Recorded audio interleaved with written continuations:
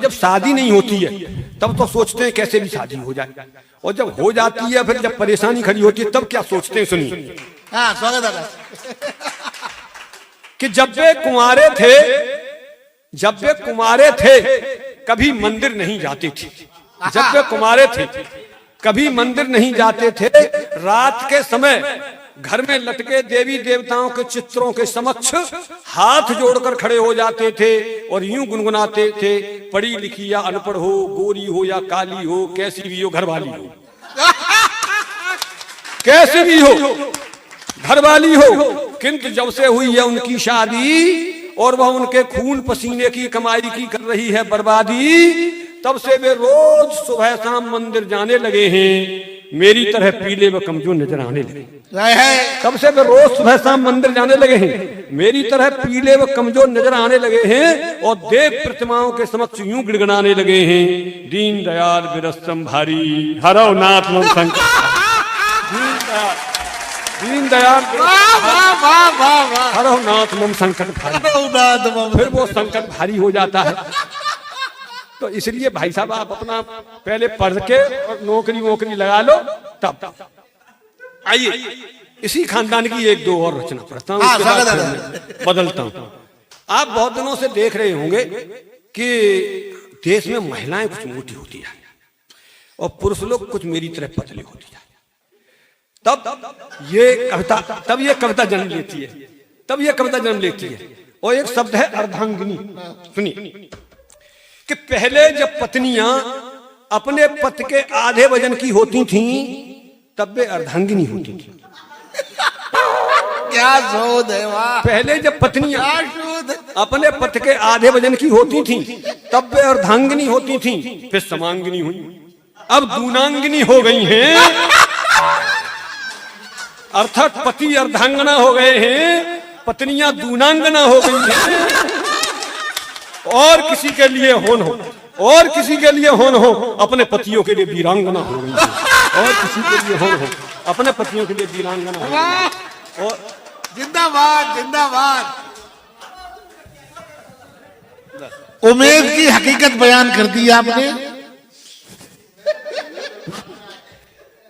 ये विसंगतियां हैं तो मैं आप लोगों के सामने बता रहा था। चलिए और देखिए, सुनिए। आज मैं पेशे से वकील हूं, मैंने आपको बताया था।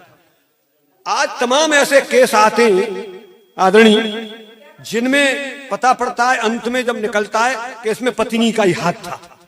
और अब तो और स्थिति खराब हो गई है। बहुत कानून उल्टे बन गए, पुरुषों के खिलाफ कानून बने हैं। सब जितने भी अच्छे कानून बनाए जा रहे हैं फायदे के, वो महिलाओं के।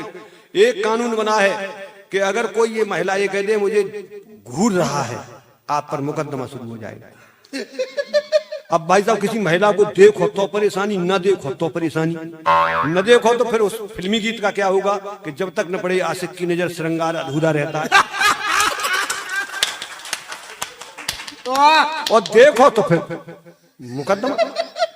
एक और आया है कानून, अगर कोई महिला ये कह दे कि ये मेरे पीछे पड़ा है तो आप पर मुकदमा शुरू हो जाएगा। अब भाई साहब कोई महिला आगे जा रही हो तो पीछे चलेंगे ही नहीं, और चलेंगे तो फिर मुकदमा। इधर हमारे नेता कहते हैं महिलाएं आगे आएं, महिलाएं आगे आएं। जब वो आगे आई तो पीछे चलना ही पड़ेगा। ये सब है। तो ये सब मैं आप लोगों के बीच में थोड़ी थोड़ी बात कर रहा था। और आइए अब मैं कुछ और तरीके की बात करता हूँ। जी स्वागत। कविता के साथ साथ कुछ बात होनी चाहिए।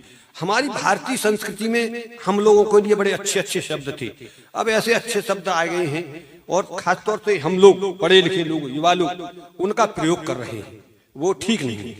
कोई आता है हमारे घर पे और जब वो जाता है तो हम कहते चलो तुम छोड़े आए। बताइए किसी आदमी को, अपने आदमी को छोड़ा जाता है? ये कह सकते चलो हम तुम्हें पहुंचाए हैं। और उससे भी बढ़िया शब्द अंग्रेजी में, चलो तुम्हें ड्रॉप करे आए। और ड्रॉप माने आप जानता ही, पटके आए, टपकाए। तो ये शब्दों का क्या है? अच्छा, और एक शब्द घूंघट।